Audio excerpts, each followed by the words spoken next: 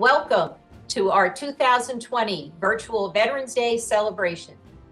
The Veterans Health Program of Lehigh Valley Health Network in Pennsylvania honors and respects the contributions of veterans to our American story. For our initial presentation, I'm speaking to you from my living room. I'm being recorded by my collaborator who is in her living room with a social distance of about 20 miles. We are grateful for the youthful participation of a local high school band. Under the direction of Mr. Matt Tanzos, the Whitehall High School Band performs the Star-Spangled Banner.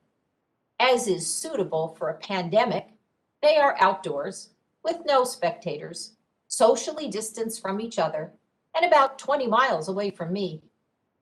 The Pledge of Allegiance will follow. You will hear voices from around our area, joined virtually from their smartphones. They are the daughters and sons, granddaughters and grandsons of local Vietnam veterans.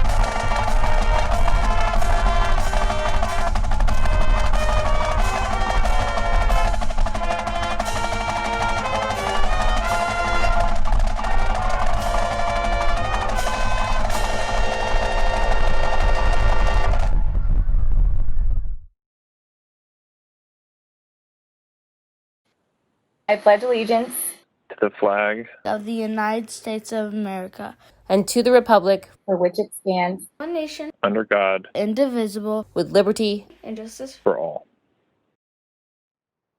Hello, I'm Anne Marie. I'm a retiree of Lehigh Valley Health Network and a volunteer for the Veterans Health Program. Today, we offer you veteran stories from every war with living veterans and including every branch of the armed forces. It is my pleasure to introduce the President and CEO of Lehigh Valley Health Network, Dr. Brian Nestor, emergency medicine physician and veteran of the Pennsylvania Army National Guard. A hero at Pearl Harbor. In 1939, a 20-year-old African-American man enlisted in the Navy. His name was Doris Miller. Doris Miller served on the battleship USS West Virginia as a mess attendant second class, one of the few ratings open to African Americans in 1939. Miller stood 6 feet 3 inches tall and weighed 250 pounds. He was a fullback on his high school football team and became the heavyweight boxing champion on the West Virginia. On the fateful morning of December 7, 1941, the West Virginia was anchored in Pearl Harbor. Miller had just finished collecting laundry when the first torpedo hit. When general quarters were sounded, Miller found his battle station destroyed. An officer assigned him to help the mortally wounded captain on the bridge and carry wounded sailors to safer decks. With his strength, he carried men on his shoulders up and down oil-slick decks flooding with seawater. Miller then found a functional battle station. Even though he had no gunnery training, Miller quickly figured out how to operate the .50 caliber anti-aircraft gun and returned fire against Japanese aircraft until he was out of ammo. The West Virginia was hit by 2 bombs and 5 torpedoes before the dying captain ordered, "Abandon ship." The ship, in a burning harbor, was settling to the bottom. For his valor in Pearl Harbor, Doris Miller became the first African-American sailor to be awarded the Navy Cross. 5 months after Pearl Harbor, Miller received this honor from Admiral Chester Nimitz aboard the USS Enterprise. After Miller's heroism at Pearl Harbor, the Navy began to lift rating restrictions on black sailors.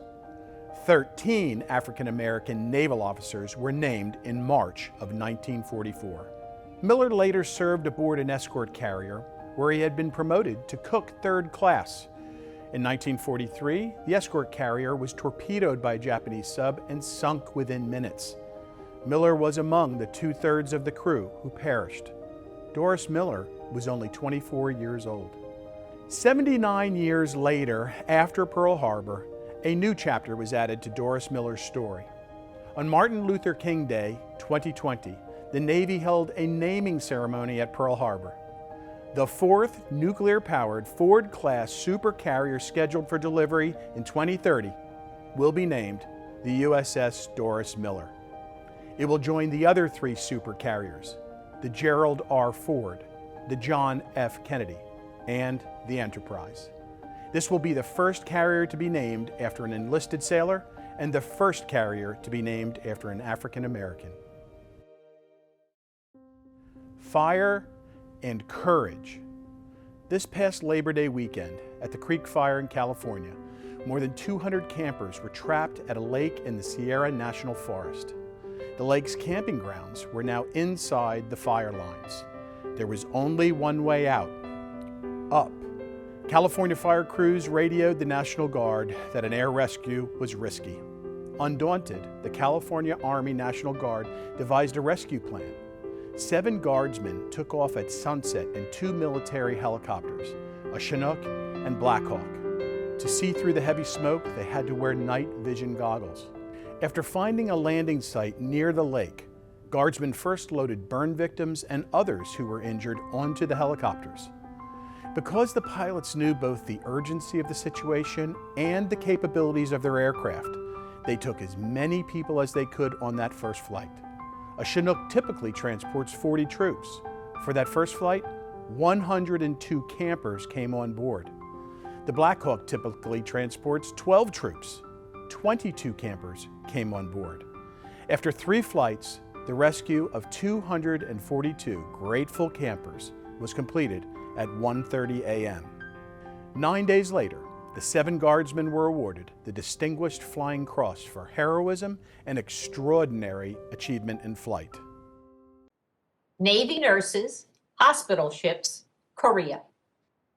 During the Korean War, 3 hospital ships, the USS Constellation, USS Haven, and USS Repose, anchored offshore to give medical support to the fighting forces. 3,000 Navy nurses volunteered to serve in Korea. The USS Constellation was the first hospital ship to arrive in Incheon Harbor.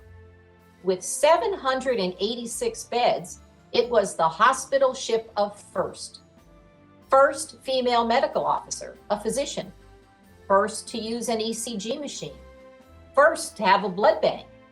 And first to receive casualties directly from the battlefield, flown to its flight deck by Marine helicopters.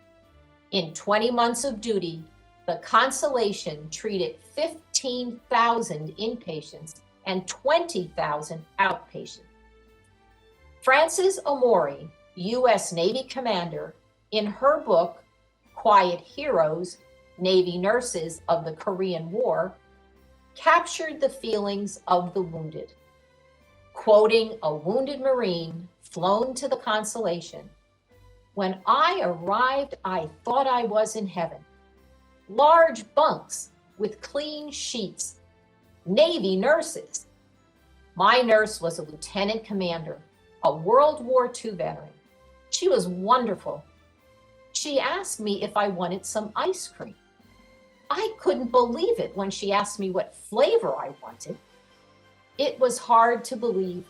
After a year of suffering deprivations, we were near starvation. There was so much pain and suffering. And now there was something as great as this?" Quoting another wounded Marine, "The nurses aboard the Repose were like a letter from home, a breath of fresh air, a slice of mom's apple pie, and a cold beer, all rolled into one. Man on the Moon. Edwin Aldrin graduated third in his class at West Point, and in 1951 he joined the Air Force. In an F-86 Sabre jet, this ace Air Force pilot flew 66 combat missions in the Korean War. You know this man as Buzz Aldrin, Apollo 11 astronaut. In 1969, Neil Armstrong and Buzz Aldrin were the first two men to walk on the moon. Aldrin turned 90 earlier this year. A couple of months later, our country was on lockdown for COVID-19. Aldrin tweeted out, asking how we were spending our time. He knows about quarantines. Not sure of what the astronauts were exposed to on the moon? Upon their return, they were quarantined for 3 weeks in a secure building. If you believe in destiny, Aldrin's father was an aviation pioneer, and his mother's maiden name was Moon, Marion Moon. Speaking of the moon, let's welcome the newest branch of our armed forces, the United States Space Force. It was formed in December of 2019. Their mission is to protect the United States and allied interest in space. The Air Force will transfer forces into the Space Force. 300 airmen worldwide transferred in 2 months ago. The motto of the Space Force is Semper Supra, always above. The Coast Guard in Vietnam. In times of war, the Coast Guard assists the Navy. 8,000 Coast Guardsmen served in Vietnam. Their 82-foot Point class cutters were well suited for patrolling rivers in Southeast Asia. While in Vietnam, they inspected 280,000 junks and sampans to stop maritime smuggling. Coast Guard high-endurance cutters supported combat missions, and their helicopters flew rescue and recovery missions. The cutters assisted the Navy with coastal surveillance. They were very effective in preventing coastal infiltration. The enemy eventually gave up on getting in from the coast. They were forced to use the Ho Chi Minh Trail. When leaving Vietnam, the Coast Guard turned over 30 cutters to the Navy of South Vietnam and trained the Vietnamese crews. A local Vietnam veteran, Corporal Robert W. of Allentown, Pennsylvania, joined the Army in 1967, serving his first year as a paratrooper with the 82nd Airborne at Fort Bragg. A year in the infantry in Germany followed. Then he volunteered to go to Vietnam, where he spent 10 months with the 173rd Airborne Brigade Combat Team. Bob was the point man on a 7-man combat patrol. He was the rookie who carried the radio on his back. He learned quickly that the enemy shoots the radio man first. Without a radio, there was no way to call for air cover. Well, the enemy shot Bob right in the radio. The radio took 2 rounds and Bob didn't even know it until someone else asked if he was okay. Bob was okay. The radio was not. Bob learned the hard way not to climb a tree to pick fruit. Enemy snipers sat in trees. The sniper's aim was off that day. Bob didn't get shot, but a limb exploded in his face. Bob had amazing things happen to him in Vietnam, and he took comfort in knowing that Jesus was taking care of him. His team was once in a shootout with North Vietnamese soldiers. Trapped as they were, Bob called out, "Jesus, please help me."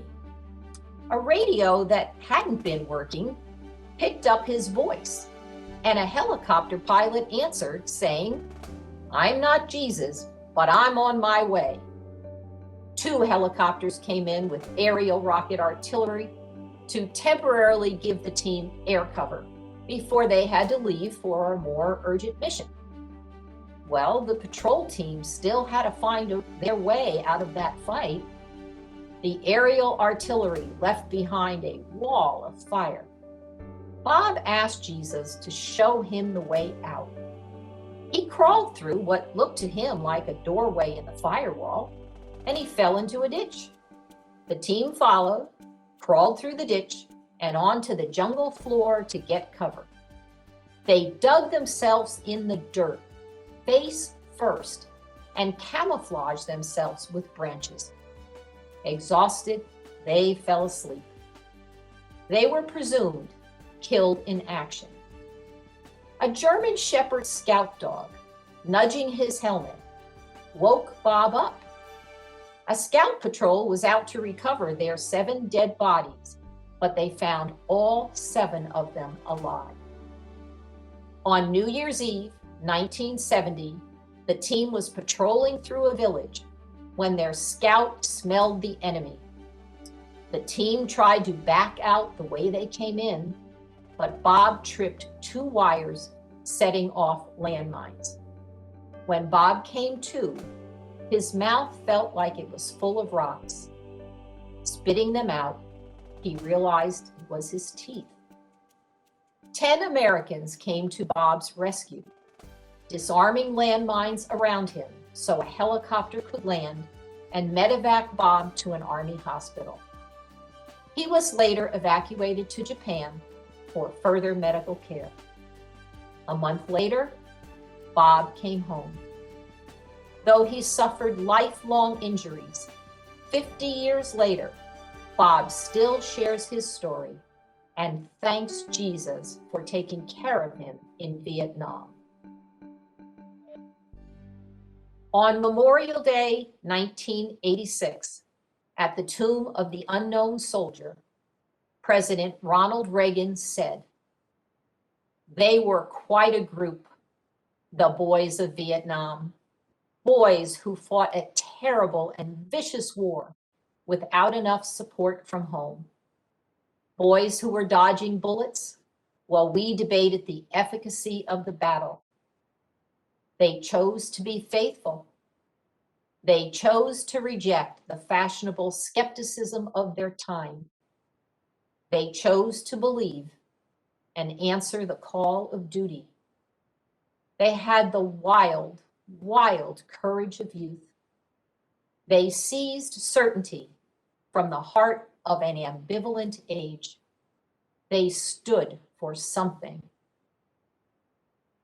A local Vietnam vet has a message for all Vietnam vets. Welcome home, brothers. Men, women, and a war in the desert.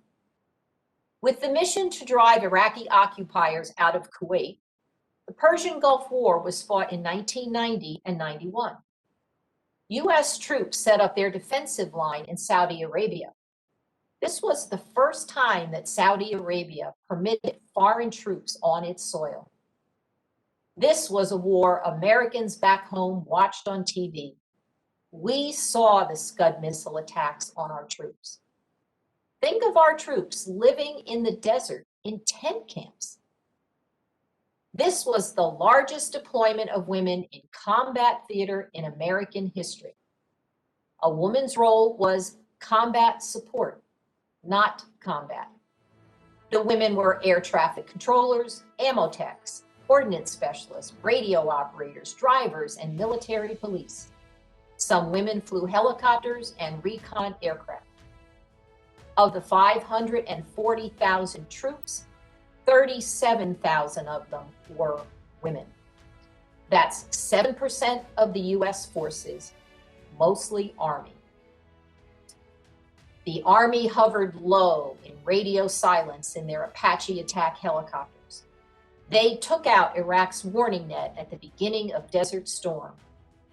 On the battlefield, the Iraqis showed up with old Soviet-era tanks, Americans showed up with new M1 Abrams tanks. 1,848 Abrams tanks were deployed for Desert Storm, and only 21 of them were even damaged. Marines and humanitarian work. In October of 2020, a 12,000-pound bomb dropped by the Royal Air Force in World War II was found unexploded in a canal in Poland. After evacuating nearby residents, the Polish Navy defused it. Unfortunately, these relics of war are in many locations. The Marine Corps knows what to do. In April of 2019, the Special Purpose Marine Air-Ground Task Force was in Morocco. They partnered with the Moroccan Royal Armed Forces on a special mission to reduce the number of landmines and other explosives that could hurt civilians. The Marines taught the Moroccan forces about ordnance disposal. They started first in the classroom to learn about fuse functioning. Then they went in the field to practice on inert explosives. It was back to the classroom to review disposal procedures and to learn basic combat life-saving skills. To quote the warrant officer of the Marine Corps Task Force, every piece of ordnance destroyed equals another life saved. The post-9/11 military. Major Alicia joined the Air Force in 2004. She comes from a small town in Pennsylvania and had a dream to see the world. Alicia enlisted as a mental health technician, and during her time working in mental health, she was honored to assist at Dover Air Force Base in the Air Force Mortuary Affairs Operations Unit, which serves to bring home fallen military members with dignity, honor, and respect. After 8 years in the enlisted corps in the Air Force, Alicia was selected for commissioning into the Medical Services Corps, where she is a professional healthcare administrator. She has been privileged to serve in several roles, including at Ellsworth Air Force Base, South Dakota, the United States Air Force Academy, and in Germany in support of Operations Iraqi Freedom and Enduring Freedom. She is now assigned to Lehigh Valley Health Network as an administrative fellow and will return to the Air Force to continue the joy of serving her country. Major Alicia has served 16 years since the day she left her one stoplight town, and she has loved every second of her incredibly humbling experience in the Air Force. The USA didn't just fight in Afghanistan. We also rendered humanitarian aid. Meet Captain Sam, U.S. Army Reserves.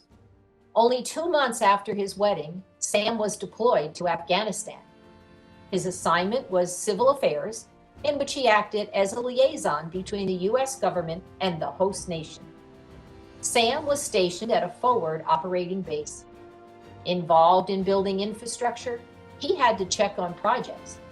He occasionally found himself away from his base, so he just slept on his Humvee.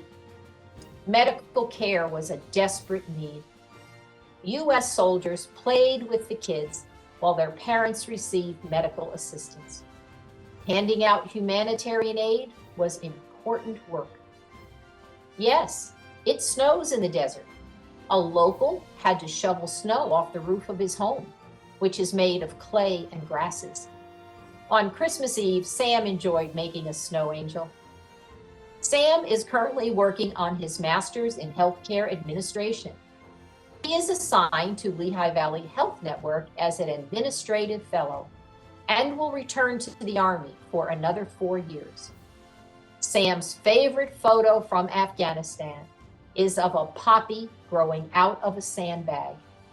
He regards the image as the deeper meaning of what civil affairs was trying to do in Afghanistan: grow a flower in the desert. Retired Green Beret, still serving. Operation Barbecue Relief, OBR for short, is a tax-exempt charitable organization dedicated to feeding displaced families and first responders after natural disasters. Founded in 2011 after a tornado hit Joplin, Missouri, they have since deployed for 510 days in 30 states, serving more than 8 million hot meals. They also serve Feast for veterans and for people who are food insecure. Jay Collins, the organization's chief program officer, is a retired Green Beret, Army Special Operations Command. First Sergeant Collins was on active duty for 23 years. In 2007, in Afghanistan, Collins was injured by a mortar round. After years of complicated medical care, in 2014, his left leg was amputated at the Mayo Clinic in Arizona with rehabilitation at Walter Reed. Post-amputation, Collins re-qualified as a Green Beret and continued to serve for another 5 years. Collins' wife, Layla, and their 2 boys, Gabe and Colt, inspire him. His wife, a Master Sergeant retired in Army Special Operations Command, selflessly gave up her military career to care for her husband and sons. Collins was inspired by many wounded warriors and supporting organizations at Walter Reed and decided to try military adaptive sports. Collins, with his high-tech blade prosthetic, participated in the 2018 and 19 DoD Warrior Games for wounded warriors who live without limits, and in the 2018 Invictus Games. He participated in track, cycling, rowing, powerlifting, and wheelchair rugby. He won 12 medals in these 3 games. On OBR's 2019 Breaking Bread Tour, Collins ran, cycled, and hand cycled from Los Angeles to Tampa, 2,800 miles. That's roughly 60 miles a day for 50 days. Along the way, he and his OBR support team served 80,000 meals. Over the last 3 years, Collins, a competitive runner, ran the New York City Marathon twice, Boston twice, Los Angeles once, Chicago twice, and the Walt Disney World Goofy Challenge, a half and full marathon, and the Dopey Challenge, a 5K, 10K, half marathon, and full marathon. With Operation Barbecue Relief, Collins is still serving. With the healing power of a hot barbecue meal, he's connecting, inspiring, and providing comfort to those in need. In an ordinary year, those of us who haven't served would reach out to our veteran friends and shake their hand, maybe give them a hug, and engage in a grateful conversation with them. Well, that can't happen in 2020, the year of COVID-19 and social distancing. However, we have a way to use our hands to express our feelings to the veterans.